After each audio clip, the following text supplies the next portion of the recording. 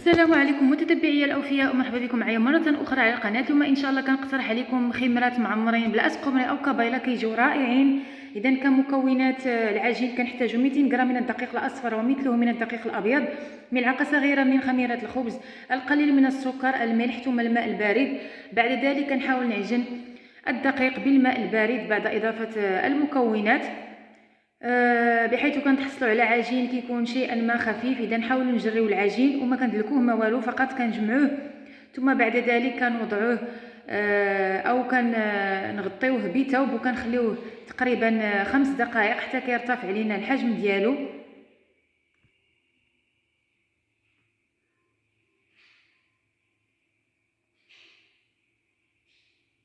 ثم بعد ما كدوز ديك 5 دقائق وبالاستعانه بالدقيق والمدلك وعلى سطح مستوي كنحاول نسرح العجين، نحاول نرقوا العجين ما امكن.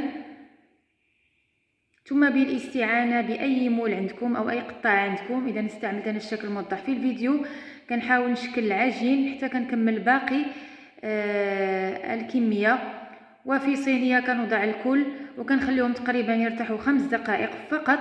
وفي مقلاة، اذا مقلاة تكون على نار جدا هادئه جدا، كنوضعوا المخمرات تاعنا مباشره، كنقلبوهم للجهه المعاكسه. اذا كما قلت لكم بعد ما كنوضعوهم كنقلبوهم مباشره باش ينتفخوا لينا.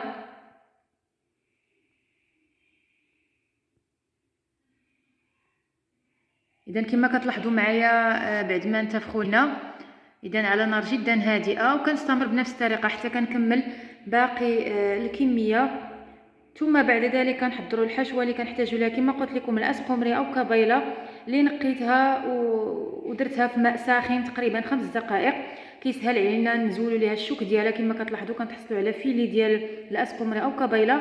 ثم بالاستعانه بالخضار المتوفره عندكم، بطاطس، كورجيت، جزر، بصل، والتوابل، اذا القرفه، الكركم، سكينجبير والملح، ثم الزعتر. اذا غادي نحاولوا نشحروا ديك البصله. اذا استعملت بصله واحده فقط وخليط من زيت الزيتون والقليل من الملح كنشحروها.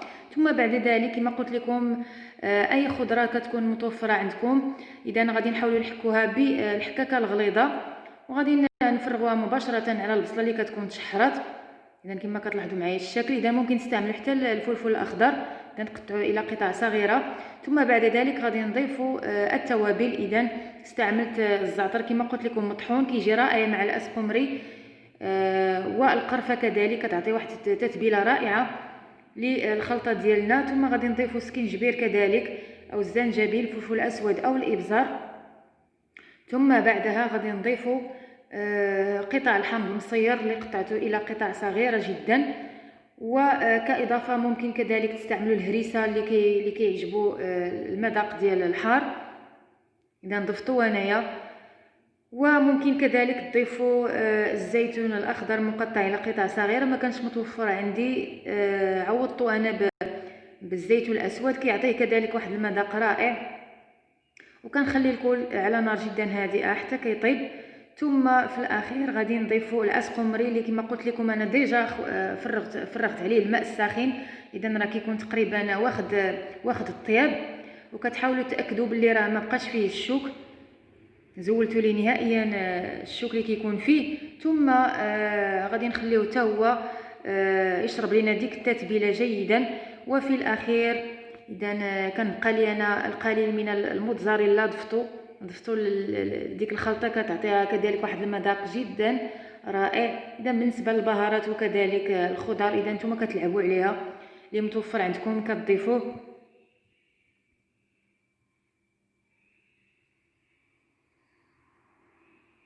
ثم غادي نطفي على الحشوه ديالي وغندوزو للمرحله المواليه، اذا اللي غادي نعمروا فيها دوك المخمرات. اذا كما كتلاحظوا الخبيزات كيكونوا خاويين من الوسط، اذا هذا كيدل على ان العجين والطريقه كذلك ناجحه. ثم غادي نحاولوا نعمروهم، اذا مقدار ملعقه كبيره. وكذلك هنا كيبقى لكم الاختيار، ممكن تزيدوا الخس، الكورنيشون، كذلك تزيدوا الخيار. اذا استعملت انا فقط الخيار وعمرتهم من الفوق بالمايونيز، كيجيو صراحه رائعين وكيستحقوا تجربه في هذا الصيف هذا. اذا بعدوا على الجميله وعلى كذلك الاكل التقليدي. اذا كنتمنى الحلقه تاع اليوم تكون نالت الاعجاب تاعكم، وفي وصفه جديده ان شاء الله من شيوات الى ميدة.